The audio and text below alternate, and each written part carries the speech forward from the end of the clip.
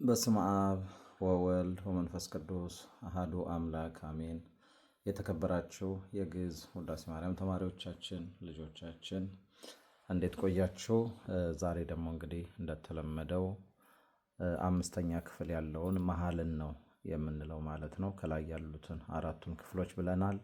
እንደተለመደው እንግዲህ ሽ፣ ፍ፣ ይና ቂ ምልክቶቻችን ናቸው የምናነብባቸው። ኪሩቤልና ጸለየ ጠንካራ ድምፅ ይጠቀማሉ። ኪሩቤል ጸለየ ይላሉ ማለት ነው። ሽና ፍ ያሉባቸው ማለት ነው። አሃዱ ማርያም ደግሞ ላላ ያለ ድምፅ ይጠቀማሉ። አሃዱ ማርያም ብለን ነው የምናነበው ማለት ነው። ቂና ይ ያሉበት ማለት ነው። ስለዚህ በዚሁ መስመር ነው የምናነበው። እንቀጥላለን። መሃለ እግዚአብሔር ለዳዊት በጽርቅ ወኢይኔስህ እስመ እንፍሬ ከርስከ አንድ ላይ ነው ማለት ነው።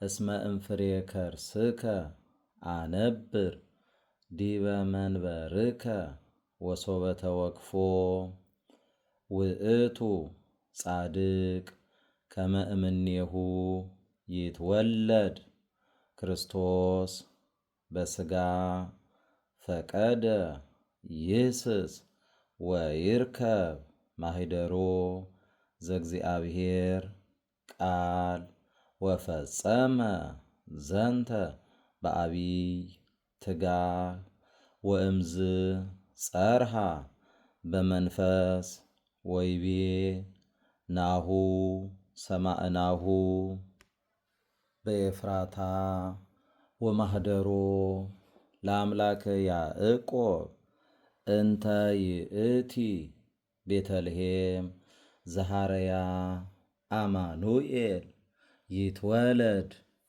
ውስቴታ በሥጋ ለመድኃኒተ ዚአነ ካይበ ይቤላ ካልእ እምነቢያት ወአንቲኒ ቤተልሔም ምድረ ኤፍራታ የትቴሃቲ እምነገሥተ ይሁዳ እስመ እምኔኪ ይወፅእ ንጉሥ ዘይርእዮሙ ለሕዝብየ እስራኤል ኦ ዝ ነገር ለእሉ እለተነበዩ ዘበአሃዱ መንፈስ በእንተ ክርስቶስ ሎቱ ስብሃት ምስለ ኄር አቡሁ ወመንፈስ ቅዱስ እምይእዜ ወእስከ ለዓለም ሰአሊ ለነ ቅድስት። አምስተኛው ክፍል ጨርሰናል። በስድስተኛው ክፍል እንገናኛለን። እዚች ጋር ስትደርሱ ለሕዝቤ ብላችሁ ለእስራኤል የምትለዋን ለንትታችሁ እስራኤል ብላችሁ እንድታነቡ አሳስባለሁ።